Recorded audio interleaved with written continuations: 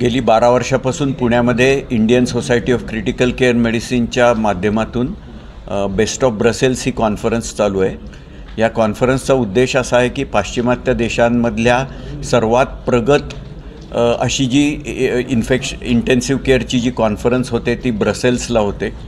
त्या कॉन्फरन्समध्ये ज्यांची भाषणं होतात त्यातल्या काही सिलेक्टेड लोकांना पुण्याला बोलवून सर्व भारतातल्या आणि जवळपासच्या देशांमधल्या लोकांना हे नवीन तंत्रज्ञान, नवीन रिसर्च, नवीन माहिती ही त्यांच्यापर्यंत पोहोचवण्याचं माध्यम म्हणून ही बेस्ट ऑफ ब्रसेल्स ही कॉन्फरन्स पुण्याच्या डॉक्टरांनी चालू केली आहे। त्याची आता 12 वर्ष झाली आहेत आणि त्याच्या माध्यमातून आम्ही इंटेन्सिव्ह केअर मेडिसिन या विषयामध्ये जे नवीन संशोधन आहे ते सर्वांपर्यंत पोहोचवण्याचा प्रयत्न करतो।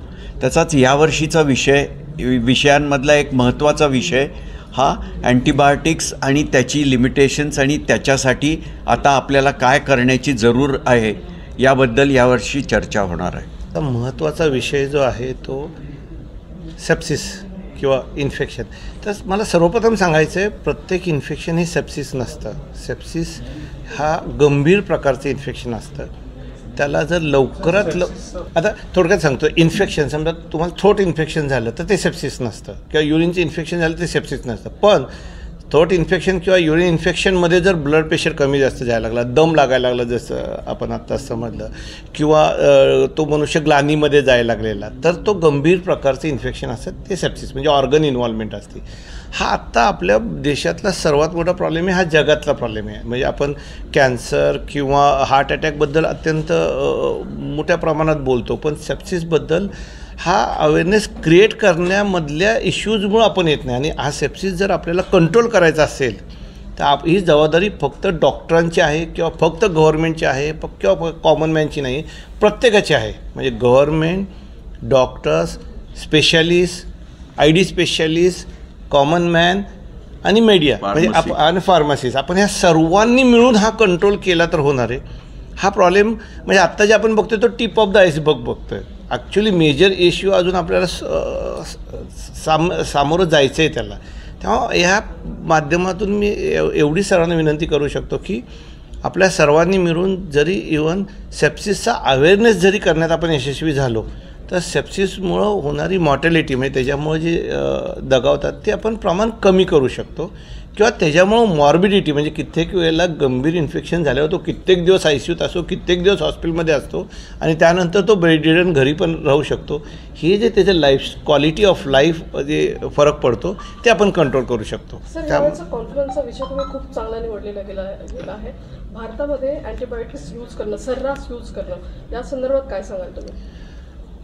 आत्ता जर तुम्ही बघितलं ना की अँटीबायोटिक यूज करणं हा फक्त ICUचा विषय नाही आहे, नाहीतर जनरली आपण अतिदक्षता विभागातल्या तज्ज्ञांना हे प्रश्न विचारत असतो, पण अँटीबायोटिकचा यूज हा कॉमन मॅनमध्ये पण आहे, ओव्हर द काउंटर मेडिसिन मिळतात तो पण आहे, जनरल प्रॅक्टिशनर लेवलला जो यूज होतो तो पण आहे, फिजिशियन लेवलला कन्सल्टेशन होतो तो पण आहे, ICUतल्या डॉक्टरांकडे होतो तो पण आहे। त्यामुळे तो एवढ्या व्हेरियस लेवलला आपल्याला तो टॅकल करायला पाहिजे। इवन आजचा एक जो टॉपिक आहे की ॲम्ब्युलन्समध्ये अँटीबायोटिक देण्याबाबत म्हणजे प्रोफेसर व्हिन्सेंट त्याबद्दल बोललेले आहेत की इवन ॲम्ब्युलन्समध्ये अँटीबायोटिक द्यायचं का नाही, दिलं तर पहिला शॉट कधी द्यायचा त्याचे इंडिकेशन्स असतात। त्यामुळं हा विषय अत्यंत महत्त्वाचा आहे आणि त्या पद्धतीने आम्ही तो उलगडून ठेवायचा प्रयत्न केलेला आहे। म्हणताय सिच्युएशन खूप अलार्मिंग आहे, तर किती अलार्मिंग आहे? करोनासारखी सिच्युएशन परत येऊ शकते? नाही, करोना हा इपिडेमिक होता, पॅन्डेमिक होता।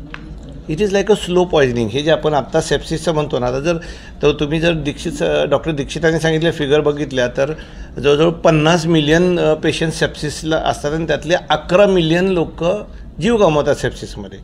आणि जर तुम्ही वेस्टर्न कंट्रीचं स्टॅटिस्टिक्स बघितली तर 148 मागं एक पेशंटला सेप्सिस असतो, भारतामध्ये 215 मागं एक लोकांना सेप्सिस असतो। हे स्टॅटिस्टिक्स आहे, हे कदाचित अजून ह्याच्यापेक्षा खूप मोठ्या प्रमाणात असू शकतं। ये जो एंटी माइक्रोबियल रेजिस्टेंस की प्रॉब्लम है, अंदाज़ा लगाया जा सकता है कि 2050 तक 10 मिलियन लोग इससे मरेंगे और जो मौतें एंटी माइक्रोबियल रेजिस्टेंस से होंगी वो कैंसर, हार्ट डिजीज़ से भी ज़्यादा होंगी और इंडिया इससे सबसे ज़्यादा ग्रस्त है। और जो एंटी माइक्रोबियल रेजिस्टेंस होता है वो इसलिए ज़्यादा होता है क्योंकि एंटीबायोटिक्स हम गलत तरह से यूज़ करते हैं। और अगर हमें इससे विजय पानी है तो एंटीबायोटिक्स का यूज़ हमें कम करना है और इसकी रिस्पॉन्सिबिलिटी सबके साथ सबकी है। गवर्नमेंट के साथ है क्योंकि उनको एंटीबायोटिक्स वेटरनरी इंडस्ट्री में कम करनी है, उनको एंटीबायोटिक्स का यूज़ रेगुलेट करना है ताकि बिना डॉक्टर के प्रिस्क्रिप्शन के वजह से बिना वो नहीं बिक सकें। फार्मासिस्ट को एंटीबायोटिक्स बिना प्रिस्क्रिप्शन के नहीं देनी है।